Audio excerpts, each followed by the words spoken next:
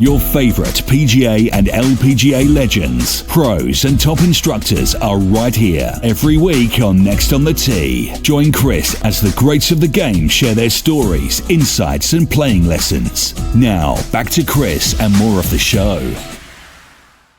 Now back and making his sixth appearance with me on the French Lick Resort guest line is Brian Jacobs. Let me remind you about Brian's background. He earned his undergraduate and then Master's of Education from State University, New York at Brockport. He became a PGA Assistant Director of Instruction at Ravenwood Golf Club up in Rochester, New York back in 2006, simultaneously becoming a staff instructor for Hank Haney Golf. 2010, he became a Director of Instruction and a Hank Haney Certified Instructor at Irondequoit Country Club in Rochester. In 2014, he became a lead instructor on the Golf Channel Academy. 2015, he started the Brian Jacobs Golf Academy at Ridgemont Country Club, also up in Rochester. Check out his website, brianjacobsgolf.com. A lot of great content on there to help you improve your game. I've got my Brian Jacobs Golf t-shirt on right now and very excited to have Brian back with me tonight here on Next on the Tee. Hey, Brian, thanks for coming back on the show. Hey, Chris, how are you? Thanks for having me on. 6 times. I'm feeling old. Sorry, my friend, not intentional. Oh. So, Brian, I know you've got a lot of exciting things going on, particularly what has captured my attention this year, and I certainly can't wait for it to arrive here in Atlanta in October. But you're out there doing clinics with Collin Swatton, who is Jason Day's coach. Talk about the things you're doing and helping people around the country improve their golf games. Sure. Yeah, I'm happy to. Collin and I have been friends for a little while, and we're very like-minded in our thinking and how we approach the game. And so we joined forces a little bit to take what we call tour practice series to different facilities around the country. And so what we do is we come in and do putting, wedges, and full swing, and then we also work on the mental game. So we work out of 4 buckets, physical, mental, tactical, and technical. So many golf schools are just technical schools. So we do classroom, we do on course as much as we can, and then on range, and teach people how to practice rather than here's the correction, you're on your own. And what we try to do as well is interest in business for the professionals that are in the area. And we want to lead students into those professionals so that they can carry on, the instruction that we bring there. And then in the evenings, typically we either will do either a charity Q&A for PGA Rink or PGA Hope, and then or we'll do a roadmap for juniors. So it's Q&A where parents and players can come in and talk to Collin and I about our players. Mostly I stand in the corner in that one, and they want to talk about Jason and how he, how he rose to number one, and then kind of how juniors can navigate the process a little bit and be clear about how they're supposed to practice and play and how parents are supposed to cheer. And so it's kind of a cool format for us. So, Brian, for everyone now listening and thinking to themselves, boy, I hope they're coming to a city near me. Do you guys have a schedule out there available for the different dates and cities you guys are going to be going to throughout the rest of the year? Yeah, we're formulating right now. It's kind of, we had a prototype run up here that went pretty well, and we learned a lot. And so our next date is October and yours, but we've got interest in Ohio and a couple of different cities, Columbus, and then also Cleveland. And then we've got some interest in Oregon and in Boston. So we just need to firm up dates before I can, launch it out. But it's going to gain some traction. And then typically what we do is we do a Sunday, and then on a Monday we meet with the PGA section and teach teachers how to teach as well. So it's kind of a twofold purpose, to go into places. The price point's great. We're usually, I'm about almost $2,000 a day, and Collin's around the same, maybe a little bit more, $495 for us to come in. And we work with, 16 students.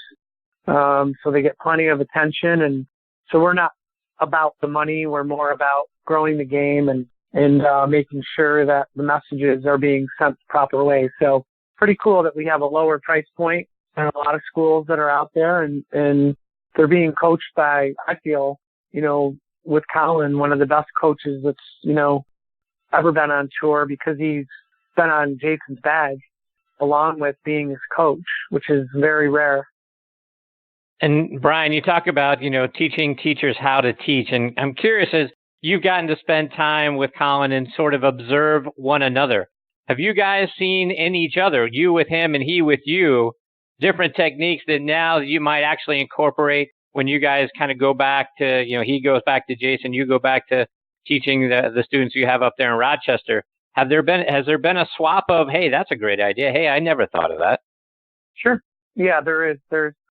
He's brilliant, and just talking with him. And I always feel like I'm gleaning, information off of him all the time. But he's also, with me saying, wow, that's a great way to do this, or I never thought of that, or even on the business end, I've gotten very involved in, the Golf Channel's business solutions end as well.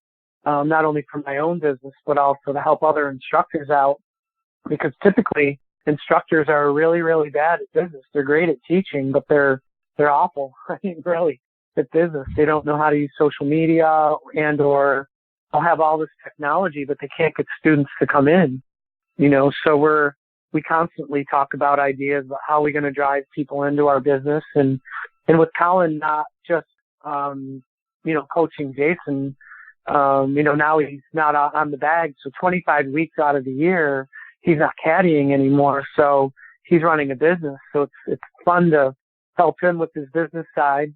And we bounce tons of ideas off each other when it comes to that. I go, what do you think about this? And he'll say, he'll be more level-headed about it than I might be. And so I appreciate him for that. And I know he appreciates me too for my business sense and my teaching sense as well. So it's pretty cool. And I'll send him video, and he doesn't send me much video though, but I send him videos of players, and he'll say, oh man, you did a good job with that one, mate.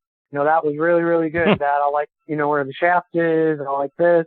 So it's pretty cool to be able to send him something. And I know that if it wasn't proper, he would also say, hey, let's try to get it here or there, which most teachers are. I experienced that with just about every teacher that I've ever talked to, including Hank or Jim McLean or Martin Hall. All those guys are great. Tom, TP is great. They want to help. They want to make sure that the legacy of teaching is moving the right direction. And Brian, I'm sure you've had the conversation with Collin about being around Jason and Jason's rise. And you mentioned, obviously Jason at one point had gotten himself to #1 in the world. Mm-hmm. Has he shared what that's like? I mean, that's got to be an awful lot of pressure, not just for Jason, but for Collin, who was not only his coach, throughout this whole process, but also on the bag with him for so many years. Did he talk about what it's like being under that sort of spotlight? Yeah, I think when they rose up there, he knew it was going to happen.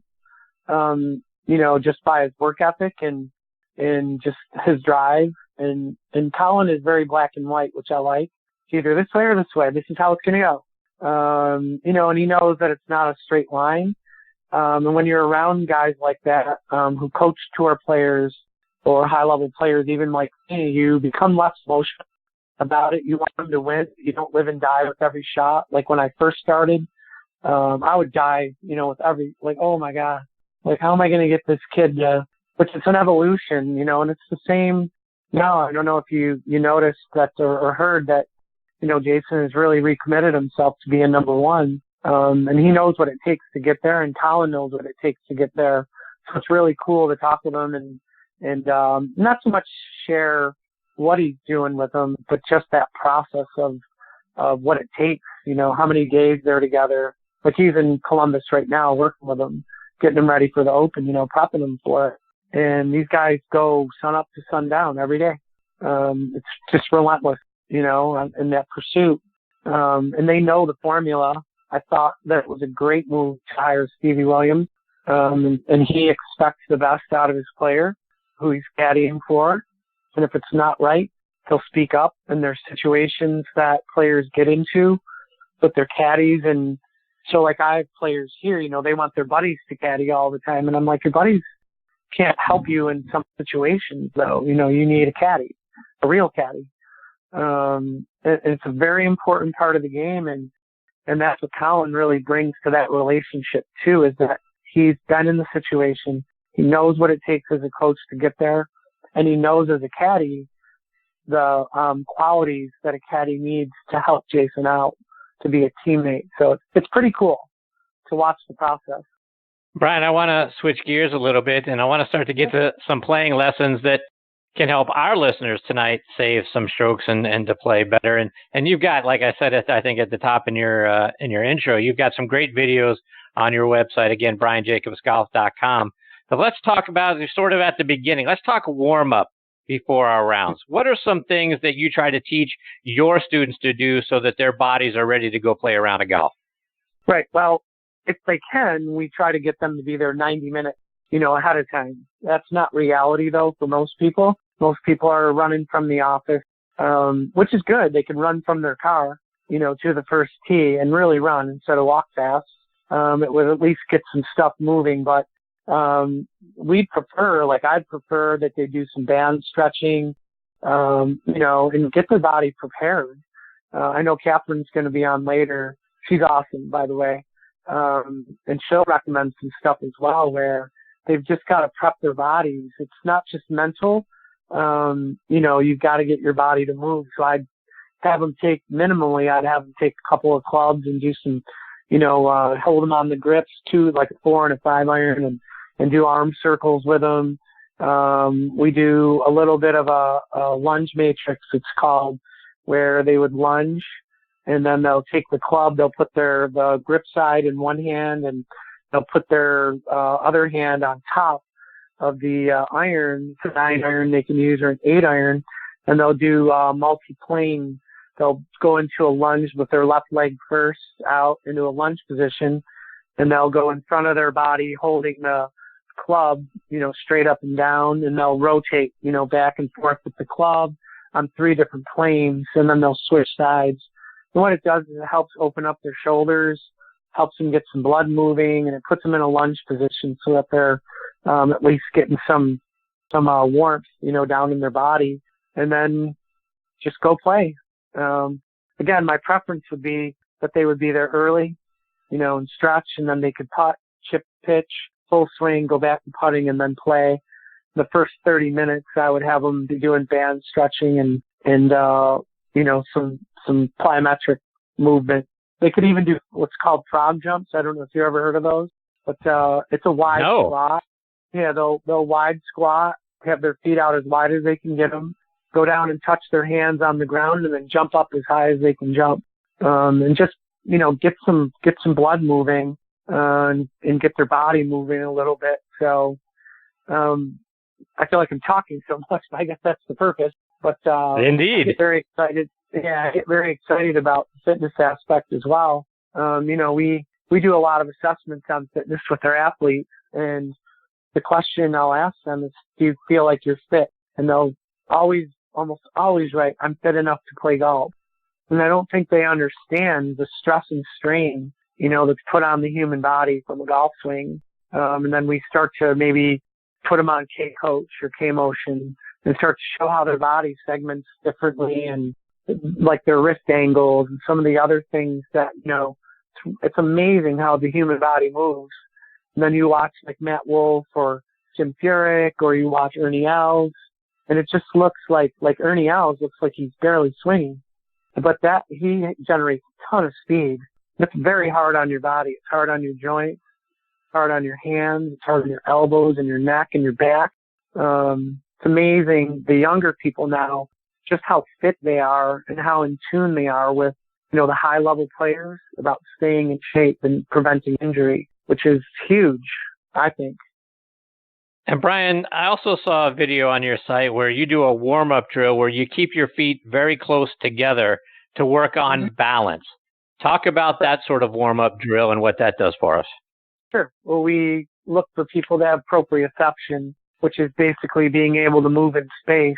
And so we'll have them put their feet together. They'll just take an 8 iron and they're just trying to hit it 100 yards, and they'll just swing back and swing through just effortlessly. We'll have them go to their trail leg and hit balls.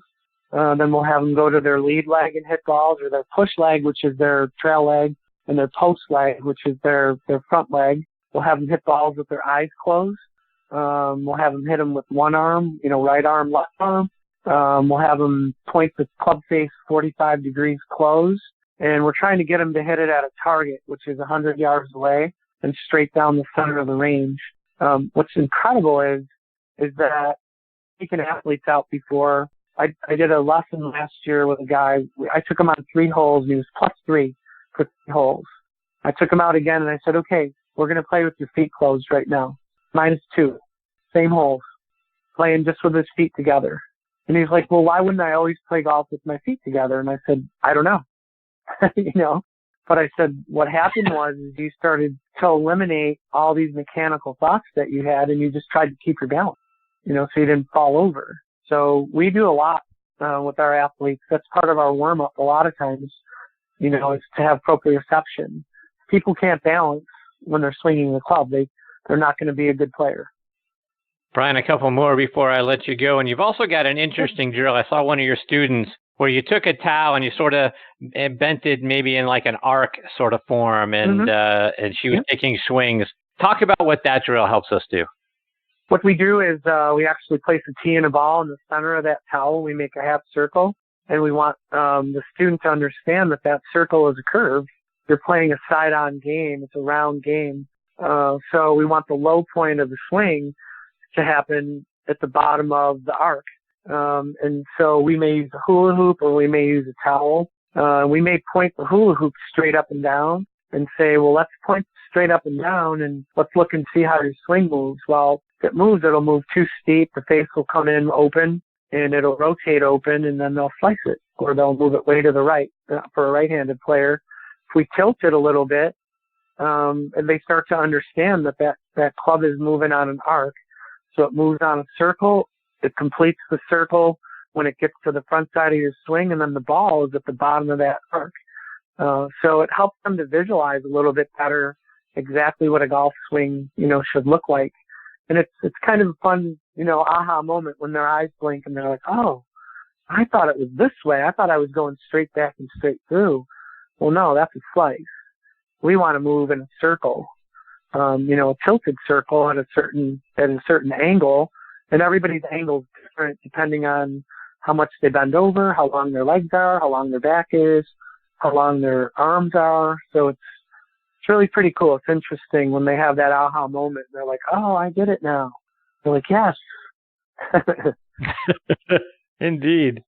And Brian, for those of us that struggle with the 3, 4, 5 footers, on those knee knockers on the putting green, first of all, how can we stay more positive and not let the negative thoughts, creep in there instead of, thinking, well, I'm just going to make this way. A lot of times we think, I hope I don't miss this. And how can we make sure that we are making more of those 3 to 5 footers so we're no longer knee knockers? We're just knocking them in. Right. I think, first of all, I would practice 30 footers so that your lag putting's better and you have tap-ins instead of 5 footers.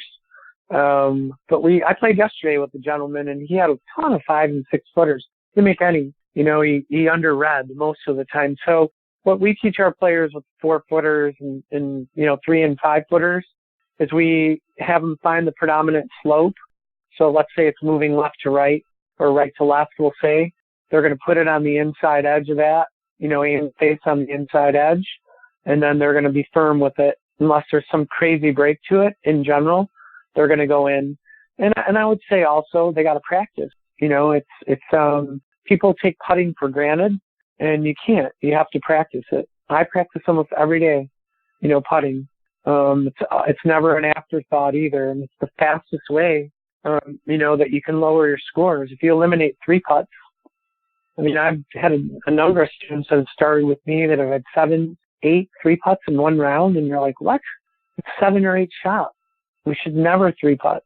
So we become better lag putters first, and then we are more confident with 3, 4, and 5 footers.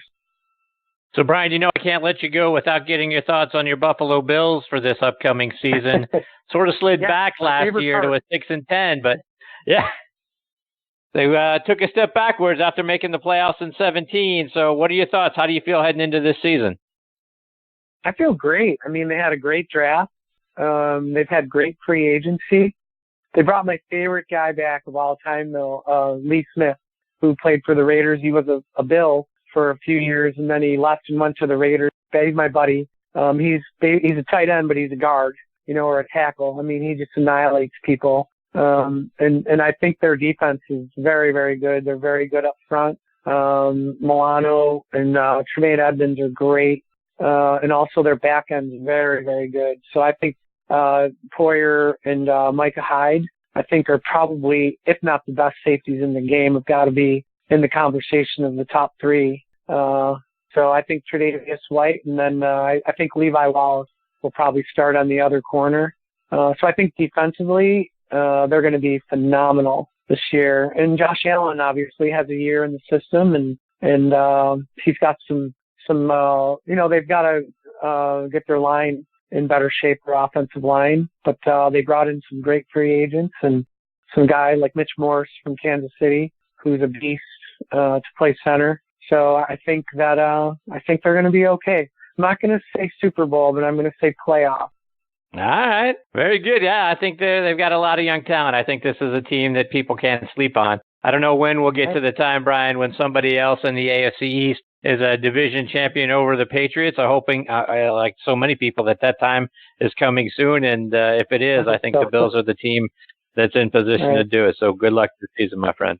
Brian, remind our listeners how they can follow you online and over social media. Yes, absolutely. Instagram and Twitter at Brian Jacobs Golf. And you can find me online at brianjacobsgolf.com. Brian, always so much fun having you as part of the show, my friend. I hope you'll come back real soon. Looking forward to having you here in October. Looking forward to that clinic and getting to spend some time with you. But I hope you'll be back way sooner than that and a part of the show. Chris, thanks so much. I'm humbled and appreciate our friendship and all your success is well deserved. Thanks so much. I appreciate you, Brian. Take care, my friend. All the best to you and your family. You too. That is Brian Jacobs. BrianJacobsGolf.com is the website. A lot of great content on there, folks. Can't say it enough. So many great videos and a lot of teaching instruction as well. So Brian is always so much fun, and I really enjoy him. And like I said at the top, he is a 10 times better person than he is a golf instructor, and he's one of the best golf instructors out there. So looking forward to having Brian back on the show again real soon.